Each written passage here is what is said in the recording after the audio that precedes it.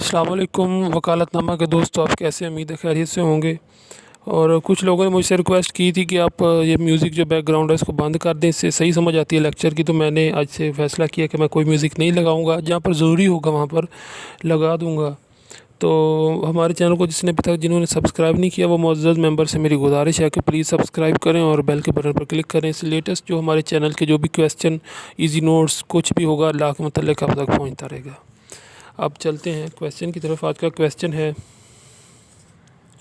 प्रोक्लेमिनेशंस for person absconding, कि जब कोई बंदा इश्तिहारी हो जाए और यानी कि वो अदालत में हाज़िर ना हो तो उसके लिए क्या प्रोसीजर है। तो सेक्शन 87, 88, 89 CRPC इसके अंदर वर्क करेंगे। मैं चलता हूँ क्वेश्चन की तरफ। An absconder is a person who intentionally avoid services of summons, यानी कि ये बताया गया कि एब्सकॉन्डर वो पर्सन होता है कि जो जानबूझकर जो है वो अवॉइड करता है, पर यानी कि बचता है सर्विसेज ऑफ समन्स से। उसको जो सर्विसेज होती हैं समन्स की, यानी कि उसकी तरफ अगर कोई बुलावा जाता है अदालत की तरफ से, तो वो उससे भी जानबूझकर अपना बचाव करता है। नोटिस ऑफ वारंट्स, और कोई भी नोटिस हो, कोई भी वारंट हो तो इशूज़ टू हिम, यानी कि उसको जो जारी किए जाते हैं for the appearance before the court, यानी कि वो अदालत के सामने हाज़िर हो।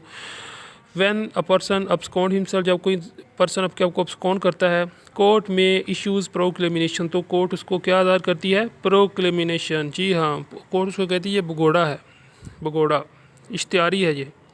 And attachment are exceptional to the remedies, तो ये आप पढ़ लें उस relevant provision 87, 88, 89। Meaning of absconder का मतलब होता है भगोड़ा, सिंपली मैंने बता दिया। उसके बाद प्रोक्लेमिनेशन फॉर पर्सन अब्सकॉन्डिंग 87 के तहत वो कहता है कि कौन सी, if any court had reasons to believe that any person against whom warrant had been issued by had abscond और was concealing himself so that, यानी कि जब कोई कोर्ट ये महसूस करती है कि कोई आदमी जो है वो नहीं आ रहा और वो बचता है अदालत की प्रोसीडिंग से, तब वो उसको 87 के तहत जो है वो उसको प्रोक्लेमिनेशन जो है वो ज़ाहिर करती है कि वो एक इश्तिहारी है। अब जैसे नवाज़ शरीफ के केस के अंदर अब अदालत उनको बुला रही है बार बार, लेकिन वो अभी तक पेश नहीं हुए, तो अदालत उनको क्या किया है? उनको इश्तिहारी करार दिया है। तो अदालत ने क्या किया? अब जनाब के तरीक़ों पर तरीक़े डालती गई 2-3 महीने, 4 महीने, 5, वो कह कर गए थे 1 मंथ का, 2 मंथ का, और वो वहाँ पर जो है वो तकरीबन हो गया उनको 6-7 महीने हो गए, तो अब वो नहीं आए।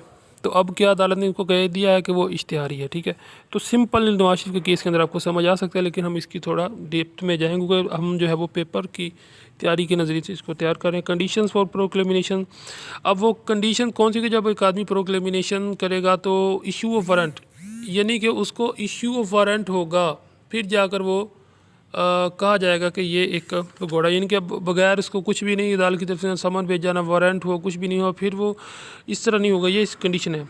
अब्सकॉन्डेंस ऑफ पर्सन, यानी कि वो खुद भी अब्सकॉन्डेंस हो। Satisfaction of the courts, court की इसके अंदर सेटिस्फैक्शन हो। कंटेंट्स ऑफ पब्लिकेशन, ठीक है। Name and address of absconder, यानी कि अब जब उसकी तशहीर की जाएगी कि ये बंदा भगोड़ा है, तो उसके अंदर क्या क्या चीज़ें होंगी ये वो यहाँ पर बता रहा है। तो उसके अंदर कुछ ज़रूरी चीज़ें हैं। सबसे पहले इसका नेम और एड्रेस होगा, ठीक है, कि ये फ़लाँ बंदा है, उसका नाम ये है, यहाँ पर रहता है। Offence in which he is required, वो ऑफेंस जिसके अंदर वो रिक्वायर है। Statement required must be appear, या पढ़ लें, बहुत आसान है। मैनर ऑफ प्रोक्लेमिनेशन, पब्लिकली रीड, यानी कि पब्लिकली रीड होगा, यानी कि पब्लिकली तमाम लोगों तक वो बात पहुंचेगी। Affixation that some conspicuous part of home, उसके जो है वो घर के ऊपर जो है वो रखा जाएगा, जो भी अदालतनामा होगा, कुछ भी होगा, वो वहाँ पर लटकाया जाएगा उसके घर के बाहर।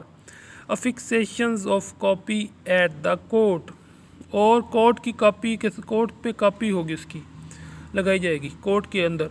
Return statement by the court, return statement होगी कोर्ट की तरफ से सेक्शन 87 के तहत। अटैचमेंट ऑफ प्रॉपर्टी, यानी कि अब उसकी प्रॉपर्टी के ऊपर भी अब्सकॉन्डिंग का ठप्पा लग गया 88 के टाइम फॉर अटैचमेंट। बहुत आसान, पढ़ लें सारा जाकर।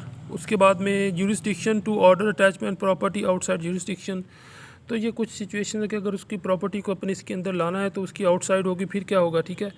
ये property which can be attached, modes of making attachment under section 88 by the appointment of the receiver by the seizure and उसके बाद में बाय ऑल और any two of such method.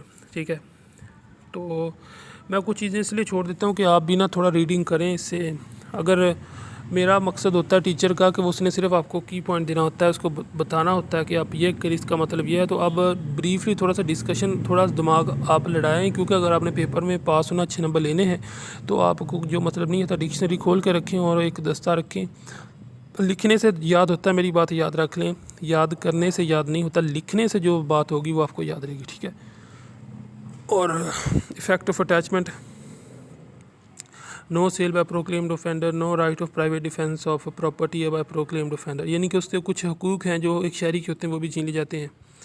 Restoration of attachment property, appearance of person, अब restoration कैसे होगी property की, कब उसको वापस किया जाएगा प्रॉपर्टी को, यानी कि उसके लिए काबिल रहन बनाइएगा वो जब होगा जब वो अदालत में हाज़िर हो जाएगा, और सेटिस्फेक्शन ऑफ द कोर्ट, जिससे रजामंदी हो जाएगी, हाँ जी बंदा आ गया है। अब कंक्लूजन में सिंपल है कि जो बंदा कोर्ट से भाग जाए, कोर्ट की प्रोसीडिंग से इनकारी हो, तो उसको जो है वो प्रोक्लेम्ड ऑफेंडर कहते हैं।